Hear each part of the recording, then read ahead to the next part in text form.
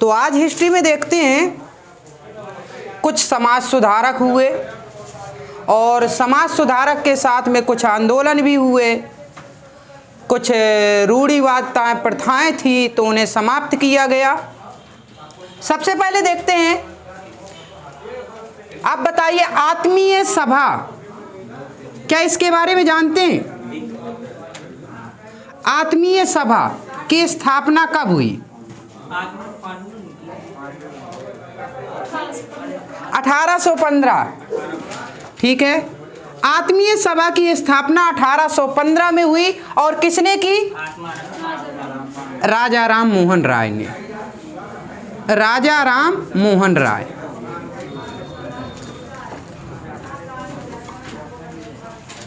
Clear?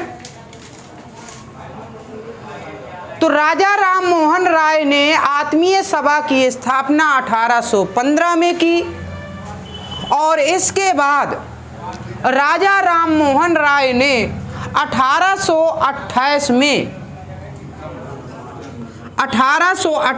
में ब्रह्म समाज की स्थापना की।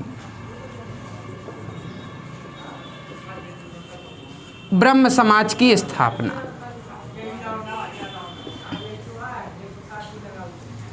ये सभी की सभी धार्मिक यानी धर्म से संबंधित रिलेटेड ये बातें हैं। ब्रह्म समाज की स्थापना की किसने की? राजा राम मोहन राय ने की थी।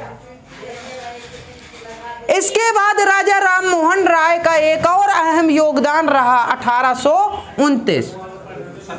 1829 में क्या हुआ था? सती प्रथा। सती प्रथा का अंत।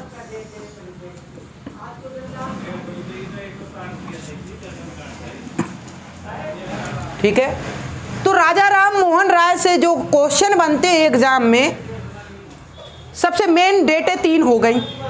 एक तो आत्मीय सभा की स्थापना 1815 में इन्होंने की, फिर 1828 में ब्रह्म समाज की स्थापना राजा राम मोहन राय ने की और 1829 में सती प्रथा का अंत हुआ, उसमें इनका अहम रोल था। अंत इन्होंने नहीं किया, अंत किसने किया? तो विलियम बेंटिंक। तो विलियम बेंटिंक के बारे में आप लोगों को पता है। William Bentinck. अब विलियम बेंटिंक का कार्यकाल बताइए कब से कब तक था? 1828 से 1835 तक। विलियम बेंटिंक का कार्यकाल, बेंटिंक आता है ऐसे लिखते हैं, ठीक है। विलियम बेंटिंक कौन थे? क्या बंगाल के गवर्नर जनरल थे? हमने पढ़ाया 1828 में ये बंगाल के गवर्नर जनरल बने और इन्हें कहते बंगाल के अंतिम गवर्नर जनरल विलियम बेंटिंक थे। अभी उस दिन हमने बताया था गवर्नर के बारे में, गवर्नर बंगाल के गवर्नर जनरल, भारत के गवर्नर जनरल और वायसराय के बारे में बताया था। तो बीच में इनका उल्लेख आया था कि नहीं? अंतिम बंगाल के गवर्नर जनरल विलियम बेंटिंक थे और प्रथम भारत के गवर्नर जनरल बन गए कब? जब हमने बताया 5 एक्ट, चार्टर्ड एक्ट आए थे। 5 चार्टर्ड एक्ट के बारे में अभी हाल ही में बताया था, परसों शायद बताया था, एक दिन पहले। तो 1793 पहला चार्टर्ड एक्ट, फिर 20 साल बाद 1813, फिर 20 साल बाद 1833, फिर 1853। ये चार्टर्ड एक्ट थे। हमने कहा 1833 का चार्टर्ड एक्ट आया और इस एक्ट के तहत ये पहले बंगाल के गवर्नर जनरल थे और इसके बाद क्या बना दिए गए? भारत के गवर्नर जनरल बना दिए गए 1833 चार्टर्ड एक्ट के तहत 34 में। तो 34 और 35 में ये भारत के गवर्नर जनरल रहे विलियम बेंटिंक। और जो ये सती प्रथा का अंत हुआ 1829 में, उस समय भारत के नहीं बंगाल के गवर्नर जनरल कौन थे? William Bentinck. इन्होंने सिफारिश किया था, किसने? राजा राम मोहन राय ने कहा कि सती प्रथा का यहां अंत होना चाहिए और यह प्रथा सही नहीं है। जब विलियम बेंटिंक से कहा, सिफारिश लगाई, विलियम बेंटिंक को लगा कि यह बात सही है। कभी भी अंग्रेज अपने मन से कोई भी प्रथा को समाप्त नहीं किए हैं। जब तक कोई ना कोई भारतीय आगे नहीं आया और कहा नहीं उनसे, तब तक उन्होंने एक्शन नहीं लिया, क्योंकि जानते थे अंग्रेज कि अगर धार्मिक चीजों में अगर हम हस्तक्षेप करते हैं तो विद्रोह होगा। इस वजह से अपने आप से नहीं करते। अब सती प्रथा के अंत की बात आई कि क्यों ये राजा राम मोहन राय चाहते थे कि सती प्रथा का अंत होना चाहिए। सती प्रथा जानते हैं, यानी जो दंपत्ति होते थे, पति पत्नी, यदि पति की मृत्यु हो जाती है अचानक या जैसे भी मृत्यु हो जाती है, तो उनको हमारे हिंदू धर्म के अनुसार अंतिम संस्कार जो किया जाता है, जलाया जाता है, उसमें पत्नी को भी जलाया जाता था, जिंदा जलाया जाता था साथ में। ये था सती प्रथा। जब राजा राम मोहन राय के घर में खुद ये बात बीती, तब इनको लगा कि ये गलत बात है, और जब तक खुद के ऊपर नहीं बीतती तब तक ये गलत नहीं लगता। राजा राम मोहन राय के बड़े भाई थे, उनकी पत्नी थी, बड़े भाई की मृत्यु हो गई तो इनकी पत्नी को उन्हीं के साथ में जलाया गया, अर्थात राजा राम मोहन राय की भाभी को जलाया गया। इन्होंने विरोध किया कि नहीं जलाना है, वो मतलब चीख रही थी, चिल्ला रही थी, लेकिन उन्हें जलाया गया और ये इन्हें बहुत बुरा लगा और इन्होंने ठान लिया उसी समय कि सती प्रथा का अंत होना चाहिए। ये पुरानी परंपरा है, रूढ़िवादिता है, इसका कोई ये नहीं है कि किसने चलाया। ये हमारे जो ग्रंथ है ना, कहीं उपनिषद पुराण वगैरह जो भी है ना, देखिए कहीं ना कहीं तो ठीक भी हैं और कहीं ना कहीं बहुत बेकार भी हैं। नहीं, बहुत चीजें ठीक होती हैं और बहुत चीजें बेकार होती हैं। ठीक है, वही चीजें हैं। हमने कह दिया कि अल्फ्रेड नोबेल ने डायनामाइट की खोज की थी, हम कहते डायनामाइट ठीक है कि बेकार है, सही है ना, तो बस ऐसे ही है। अगर उसका सही यूज करेंगे, अब यहाँ पर कबरई में जैसे पहाड़ है, ठीक है, स्टोन सिटी के नाम से जैसे जानी जाती है कबरई, अब पहाड़ है, उन पे जो कहते हैं ना, बिना इसके बारूद के थोड़ा ये टूटेंगे, ब्लास्ट नहीं होगा, तो बारूद का यूज, यही तो डायनामाइट है, तो इसके लिए तो यूज सही है ना। अब पता चले किसी के घर में रख दिया जाए, मतलब पड़ोसी से अगर बुराई हो जाएगी तो रख भी सकते हैं, यही चीज है ना। ठीक है, तो वही चीज है, तो उसका दुरुपयोग भी हो सकता है।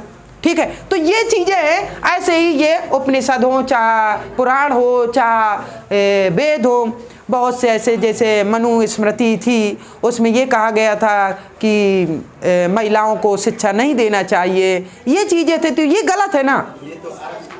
क्या चीज? हाँ, तो वही चीज हम कह रहे हैं कि ये सब चीजें थी तो ये गलत है। तो बहुत चीजें गलत होती हैं और सही भी होती हैं। ठीक है, एक समाज को एक सही रूप से, सुचारू रूप से चलाने के लिए सही भी होती है। ठीक है, एक धर्म जो चीज होती है।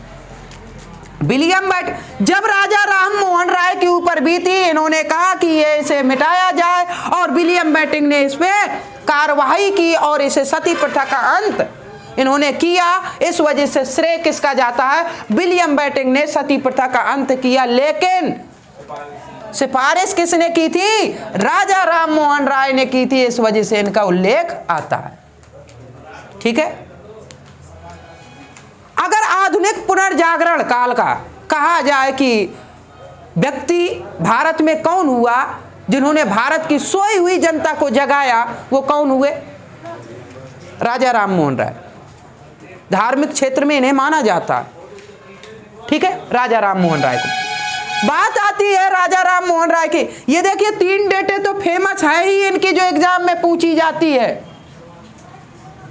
एक और चीज, जो एग्जाम में पूछी गई है, कई बार पूछी गई है। इन्होंने कहा, हमने कहा कि इनका नाम क्या था, राम मोहन राय था और राजा की उपाधि दी गई। तो राजा की उपाधि किसने दी? अकबर द्वितीय ने दी थी। ठीक है, तो राजा की उपाधि लिख लीजिए, राजा की उपाधि किसने दी? अकबर द्वितीय ने।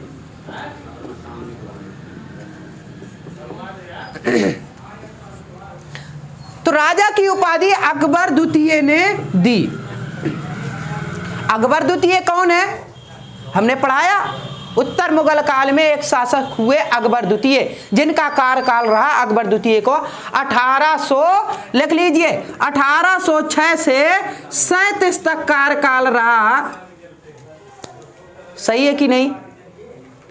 1806 से 1837 तक कार्यकाल इनका रहा अकबर द्वितीय का। इसके बाद कौन आ गए? बहादुर साहब द्वितीय, जिन्हें जफर के नाम से जाना जाता है, इनके बाद आ गए। ठीक है, तो अकबर द्वितीय ने, ये पेंशन भोगी थे, पूरी तरीके से आश्रित अंग्रेजों के ऊपर पेंशन भोगी।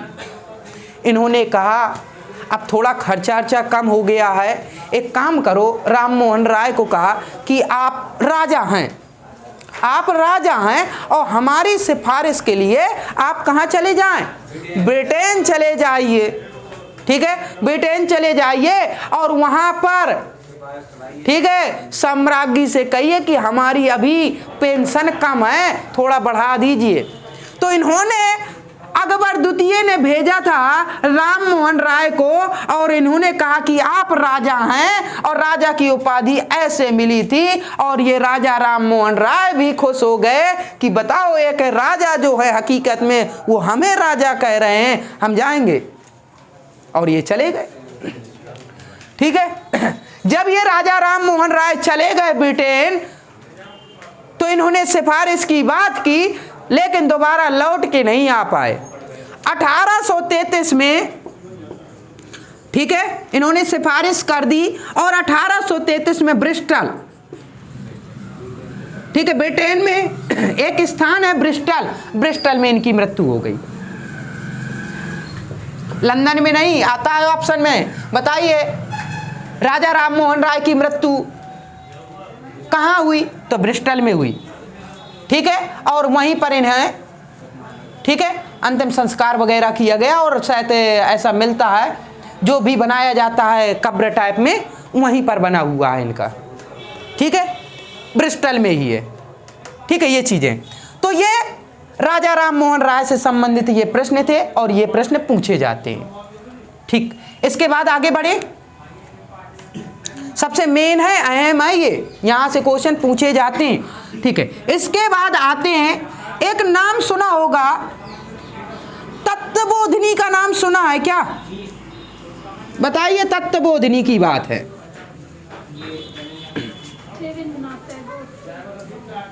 हाँ बिल्कुल है। ऐसे एक और लिख लीजिए, तत्वबोधिनी। इसमें क्वेश्चन में पूछा जाता सीधे सीधे, तत्वबोधिनी सभा की स्थापना कब हुई और किसने की, ये पूछा जाता। तत्वबोधिनी सभा की स्थापना 1839 में हुई और किसने की? देवेंद्रनाथ ठाकुर। देवेंद्रनाथ ठाकुर या टैगोर, कुछ भी लिख लीजिए, बात एक ही है। ठीक है, तत्वबोधिनी सभा की स्थापना 1839 में हुई और देवेंद्रनाथ टैगोर ने की। फिर इसके बाद आता है एक और, वेद समाज, जैसे ब्रह्म समाज ऐसे वेद समाज। बताइए, वेद समाज की स्थापना किसने की?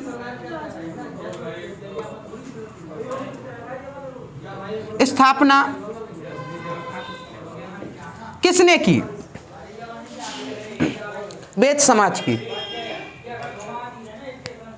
बताइए, वेद समाज की स्थापना किसने की? केशव चंद्र सेन का नाम सुना क्या? केशव चंद्र सेन का नाम सुना? कब हुई थी? 1867 में। 1867 में केशव चंद्र सेन।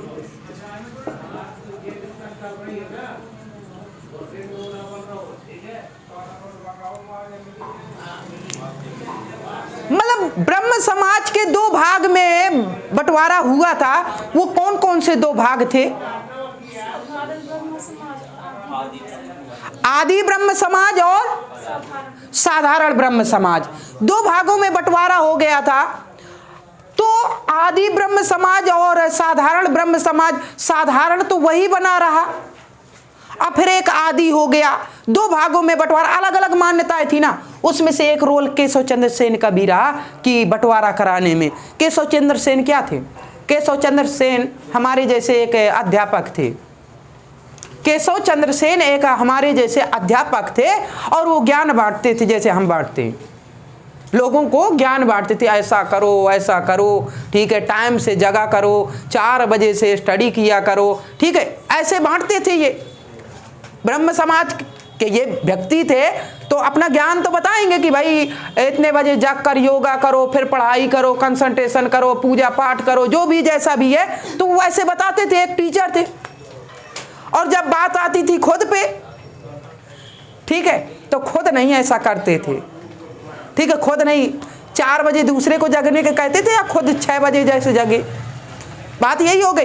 तो खुद अपनी बातों पे पालन नहीं करते थे, ऐसे थे केशव चंद्र सेन। और इस वजह से इनसे व्यक्ति जो इनके साथ में जुड़े थे वो खफा थे, और इस वजह से ब्रह्म समाज दो भागों में बट गया था, और कुछ नहीं है, ये बात है। कुछ ऐसा हो गया था कि ये आधुनिक परंपरा पे चल रहे थे। कौन? केशव चंद्र सेन आधुनिक की बात करते थे कि आधुनिक के हिसाब से चलिए, एक टीचर है, आधुनिक की बात तो करेंगे। हम कह रहे हैं हम टीचर हैं, हम आधुनिक की बात करेंगे, कर्म करोगे तो मिलेगा कुछ ना कुछ, भाग्य की चिंता ना करिए। हम कहते हैं ना कि भाग्य नहीं, आप कर्म करिए, जैसा कर्म करेंगे भाग्य अपने आप बनेगा।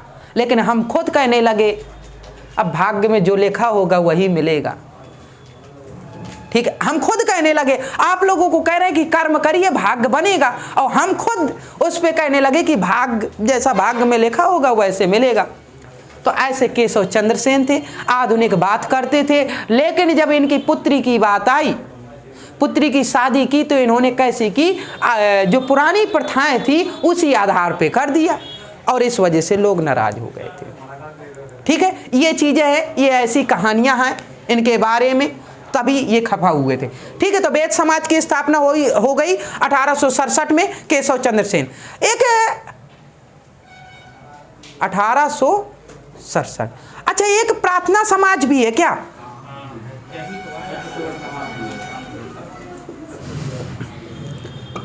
देखिए अभी इसमें जो डेट है ना अलग अलग भी मिलती है, याद रखिए। वैद्य समाज कभी 66 मिलती है, कहीं 64 भी मिलती है, याद रखिए। इसमें 64 भी मिलती है, हमने बहुत सर्च किया है, देखा अलग अलग बुकों में। 64 भी मिलती है, 66 भी मिलती है, 67 भी मिलती है, ये याद रहे, ठीक है। तो इस पे आप लिख लीजिए, कोई दिक्कत नहीं है। बाकी एक प्रार्थना समाज की स्थापना, प्रार्थना समाज की स्थापना किसने की, कब हुई? ये निश्चित है 1867 में। जो विवादित है हम वो भी बता दे रहे हैं कि ये विवादित है, इसमें से 67 के बाद ये 64 भी कर लीजिए। प्रार्थना समाज की स्थापना 1867 में हुई, और किसने की? आत्मा राम पांडुरंग, ठीक है, ये हो गया। प्रार्थना समाज की स्थापना 1867 में आत्माराम पांडुरंग, और सीधे सीधे आता है, बताइए प्रार्थना समाज की स्थापना किसने की? तो आत्माराम पांडुरंग ने की थी। और कब की थी? 1867 में की थी। फिर एक आता है, एक कोई ज्योतिबा फुले थे क्या, तो उन्होंने की थी एक और सत्य शोधक समाज। सत्य शोधक समाज की स्थापना कब हुई थी बताइए? 1873 में की थी इन्होंने। सत्य शोधक समाज की स्थापना 1873 किसने की थी? ज्योतिबा फुले।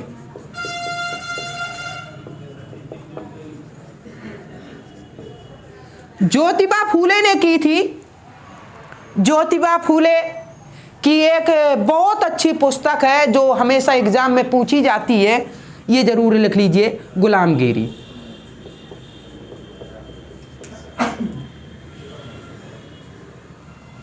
ठीक है, गुलामगिरी एक पुस्तक है और ये हमेशा एग्जाम में पूछी जाती है कि गुलामगिरी पुस्तक किसकी है, तो ज्योतिबा फूले की है।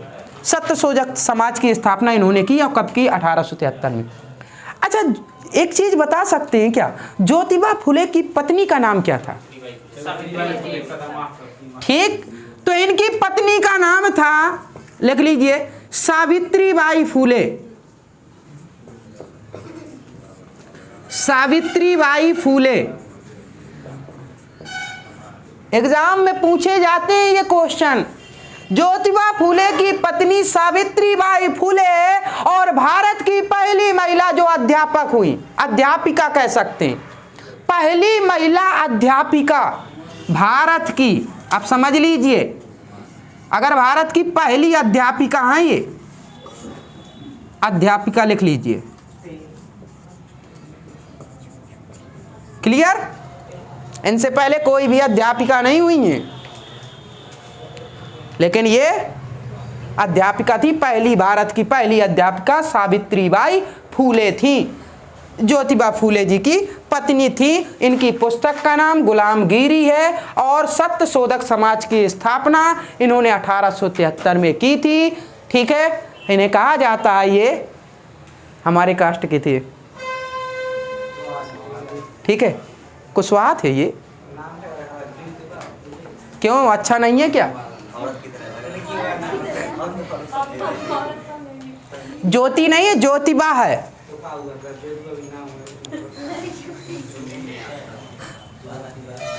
चलिए ठीक है, नाम में क्या रखा, उनके काम देखिए। ठीक है, काम कितने ब्रिलियंट थे वो देखना हमें।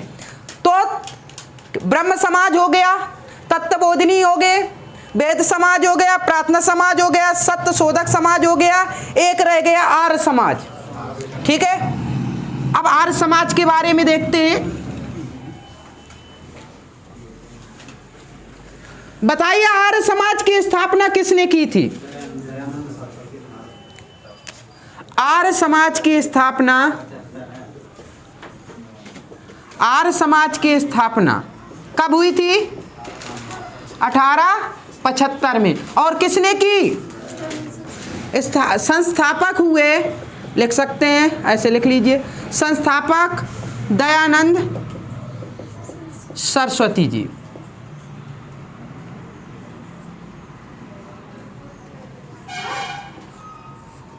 ठीक है, दयानंद सरस्वती जी हुए। ठीक है, इसके संस्थापक दयानंद सरस्वती जी की एक पुस्तक है, ठीक है, फेमस पुस्तक है, जिसका नाम है सत्यार्थ प्रकाश। ये एग्जाम में पूछा जाता है, सत्यार्थ प्रकाश। और सत्यार्थ प्रकाश एक ऐसी पुस्तक है जो पाखंडवाद का खंडन करती है, जो मूर्ति पूजा वगैरह है इसका ये खंडन करती है। इन्होंने कहा कि ये मूर्ति पूजा ठीक नहीं है। बाकी इन्होंने एक नारा दिया था, इनका एक नारा था, वेदों की ओर लौटो, वेदों की ओर लौटो। ठीक है, फेमस है। वेदों की ओर लौटो का नारा किसने दिया? दयानंद सरस्वती जी। कभी ऑप्शन में ना आए तो कर दीजिए आर्य समाज ने, आर्य समाज ने, ये आता। सीधे बोलेंगे वेदों की ओर लौटो किसने कहा? आर्य समाज ने कहा। आर्य समाज का अगर पर्टिकुलर पूछेंगे व्यक्ति तो दयानंद सरस्वती जी ने कहा। इनकी जो सत्यार्थ प्रकाश पुस्तक है ना, वो कब प्रकाशित हुई? 1874 में प्रकाशित हुई थी।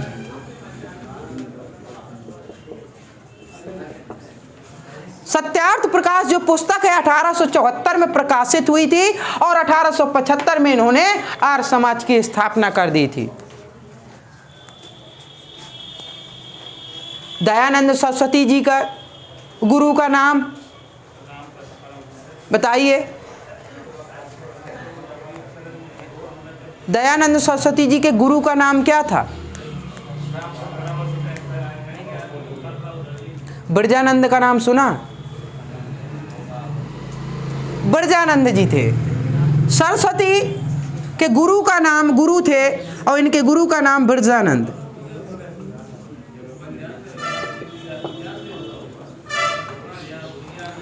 ठीक है, गुरु थे ब्रजानंद।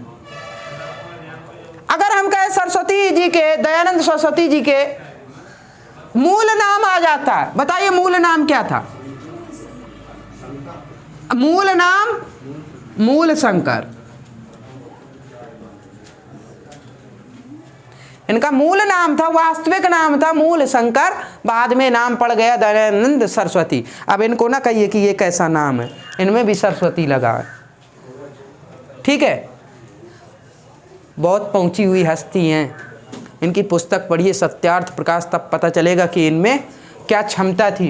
ये कहते थे कि वैज्ञानिक दृष्टिकोण से देखते थे, कहते थे कि हवाई जहाज तो हम खुद बना सकते हैं, इतनी क्षमता कि हवाई जहाज बना लेंगे, लेकिन शासन किसका? अंग्रेजों का। वो छीन के ले जाएंगे, क्या फ़ायदा बनाकर। तो टैलेंट था। इनकी भी अपनी एक कहानी है, बहुत अच्छी अच्छी कहानियाँ हैं, जब आप पढ़ेंगे। ये दयानंद सरस्वती जो थोड़ा सा गौ हत्या पर ये रोक लगाना चाहते थे कि गौ हत्या पर रोक लगे, और ये जा रहे थे रास्ते से, कुछ जो ले नहीं जाते गाय और जानवरों को खरीदते हैं, ठीक है, तो ले जाते हैं और ले जाकर फिर ठीक है मांस वगैरह बेचते हैं, काटते हैं, कसाई जिन्हें कहते कसाई। तो ले जा रहे थे, रास्ते में मिल गए, तो इन्होंने सरस्वती जी ने कहा कि भाई कहाँ ले जा रहे हैं? उन्होंने कहा कि बस लिए जा रहे हैं, ठीक है, अपने ये भी मोक्ष की प्राप्ति करेंगे। ठीक है, उन्होंने बताया सब। उन्होंने कहा ऐसा है, कितने रुपए में बेचोगे? उन्होंने कहा इतने रुपए में। उन्होंने दाम बताया इतने रुपए। करे ठीक है, मैं रुपए दे रहा हूँ, लेकिन इन्हें छोड़ दो। तो सरस्वती जी ने रुपए दिए उन्हें, और रुपए देने के बाद वो पूरे के पूरे छुड़ा के ले आए। फिर दोबारा दूसरे दिन फिर देखा तो पहले दिन 8-10 जानवर थे, दूसरे दिन देखा तो कम से कम 20-25 थे। उन्होंने कहाँ जा रहे हो? करे फिर वो जा रहे हैं। करे कल तो कम थे, आज ज़्यादा। करे हाँ, कल आपने रुपए दे दिए थे भाई, इतने रुपए दे दिए थे, तो उससे हमारी कमाई हो गई, तो हमने और ज़्यादा खरीद लिया। उनके दिमाग में बात बैठ गई कि भाई अगर हम रुपए देकर खरीद रहे हैं तो बचा क्या रहे हैं और ज़्यादा मार रहे हैं। भाई हम रुपए दे के खरीद लेंगे उतने तो बच रहे, लेकिन जो रुपए दे रहे हैं उससे दुगना तिगुना और खरीद रहे हैं, तो फिर हम वो पाप तो हमारे ऊपर आएगा ना। इस वजह से इन्होंने ये चीज़ें बंद की और इन्होंने इस पे कार्य किया कि गौ हत्या वगैरह ना हो। इन्होंने काफ़ी ठीक है कोशिश की। चलिए, और सफल भी रहे। आगे एक और नाम सुना होगा, एक मिशन और है। कौन सा मिशन? रामकृष्ण मिशन। ठीक है, आर्य समाज के बाद आते हैं रामकृष्ण मिशन पे। अच्छा, रामकृष्ण मिशन की स्थापना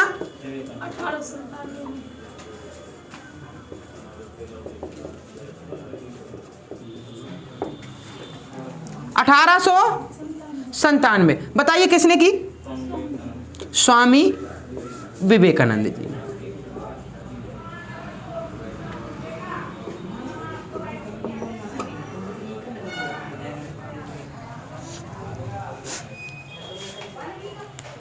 तो स्वामी विवेकानंद जी ने एक मिशन की स्थापना की थी। रामकृष्ण मिशन की स्थापना कब की थी? 1897 में की थी। यह भी एक धार्मिक रूप से ही थे, धार्मिक प्रवृत्ति के थे, आध्यात्मिक ज्ञान का नॉलेज था। इनकी खासियत ये है, एक तो ये आता रामकृष्ण मिशन की स्थापना किसने की? विवेकानंद जी ने 1897 में। बेलूर मठ का नाम सुना है क्या? किससे संबंधित है? इन्हीं से संबंधित है। तो बेलूर मठ इन्हीं से संबंधित है, विवेकानंद जी से। फिर पूछता बेलूर मठ है कहाँ? ठीक है, तो पश्चिम बंगाल में कोलकाता पे है। बेलूर मठ कहाँ पे है? इन्हीं से संबंधित एक जगह है बेलूर मठ। ये पूछा जाता है बेलूर मठ कहाँ पर है? तो कोलकाता।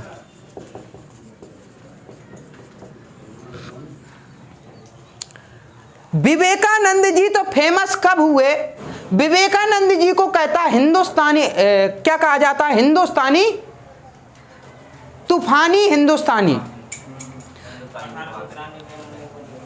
तो विवेकानंद जी को ऐसा बोला जाता है कि तूफानी हिंदू के नाम से, ठीक है, इनका नाम है तूफानी हिंदू, याद रखिए। तूफानी हिंदू किसे कहा जाता है? विवेकानंद जी को। क्यों? ये तब से कहने लगे जब 1893 में एक सम्मेलन हुआ शिकागो में। 1893 में शिकागो में सम्मेलन, किस चीज का सम्मेलन? विश्व धर्म सभा, ठीक है, विश्व धर्म सभा, हाँ, विश्व धर्म सभा सम्मेलन, विश्व धर्म सम्मेलन जो हुआ था विश्व स्तर पर होता था, तो 1893 में शिकागो में हुआ था। शिकागो कहाँ पड़ता है? अमेरिका में पड़ता है, ठीक है, लिख लीजिए शिकागो अमेरिका, और साथ में लिख लीजिए, ठीक है, शिकागो अमेरिका में पड़ता। 1893 में इन्होंने वहां पर भाषण दिया था। अच्छा, भाषण क्या दिया? ये सोच रहे थे कि ये क्या बोलेंगे, भाई भारत को कोई जानता नहीं था, यहां से पहुंच गए ये बोलने के लिए, ये और सब लोग इंग्लिश में जानते थे, यहां से हिंदी में पहुंच गए। अब हिंदी वगैरह नहीं आती थी उन्हें ज़्यादा कुछ खास, उन्होंने कहा ये क्या बोलेंगे, वैसे भी गुलाम देश के लोग हैं, ठीक है, तो हल्के में लिए थे इन्हें। जब हल्के में लिए थे और जब इनका मौका मिला बोलने का, तो इन्होंने बोला, क्या बोला था? इनके वाक्य क्या थे? तो इन्होंने जितनी टाइम बोले भाइयों और बहनों, ठीक है, जो वहां पर बैठे थे तो एक संबोधन नहीं करते कि यहाँ पर बैठे हुए मेरे सभी भाइयों और बहनों को नमस्कार, ठीक है, आदरणीय जो भी है, इन्होंने भाइयों और बहनों की जैसी ही आवाज लगाई वैसे ही वहां पर तालियों की गड़गड़ाहट गूंज उठी, और तभी से जानने लगे कि नहीं, भारत में भी हैं लोग जो धर्म का ज्ञान रखते हैं और जिनके अंदर शालीनता है, सभ्यता है, संस्कृति है, एक भारत भी है। तब से भारत विश्व में छाया भी। नहीं, हिंदी से बोला है, इंग्लिश से तो बोलेंगे, अब नॉलेज था, पढ़े लिखे व्यक्ति थे, ठीक है, तो ऐसा नहीं है कि हिंदी जानने वाले भी नहीं होंगे वहाँ पर, हाँ, ट्रांसलेटर बैठे रहते। जब इतना बड़ा सम्मेलन होगा, अभी Modi ji digital video conferencing में बोल रहे थे, कुछ बोल रहे थे, क्या बोल रहे थे, क्या चीज़, हाँ, उनका माइक वगैरह वो सिस्टम गड़बड़ हो गया था, तो कुछ आप सुन पा रही हैं, ठीक है, तो वो थोड़ा सा वीडियो वायरल हुआ। चलिए वो छोड़िए, ठीक है, अभी राजा हैं, इस समय प्रेजेंट टाइम में कुछ नहीं बोलना है, आगे बढ़ते हैं। तो ये हो गया 1893 में इन्होंने बोला, और ये फेमस हो गए विवेकानंद जी। विवेकानंद जी के बारे में किसी ने हमसे पूछा अभी, हाँ, एक दिन पूछा किसी ने, करे सर एक चीज़ बताइए, कन्फर्म हमारी शर्त लगी है, विवेकानंद जी कुछ नशापत्ती करते थे क्या? पूछने लगे कि नशापत्ती करते थे क्या, हमसे बहस लगा रहे हैं। तो हमने कहा क्यों, क्या बात हो गई? कह रहे कुछ नहीं, ऐसे कन्फर्म करना था। हमने कहा हाँ, तम्बाकू खाते थे, ठीक है, तो विवेकानंद जी हाँ तम्बाकू खाते थे, ठीक है, तो ये चीज़ें हैं, बाकी किसी की कमियां नहीं देखनी चाहिए, उनकी, हाँ, ठीक है, उनकी अच्छाइयाँ देखनी चाहिए कि अच्छाइयाँ क्या हैं, ठीक है, तो ये चीज़ें हैं।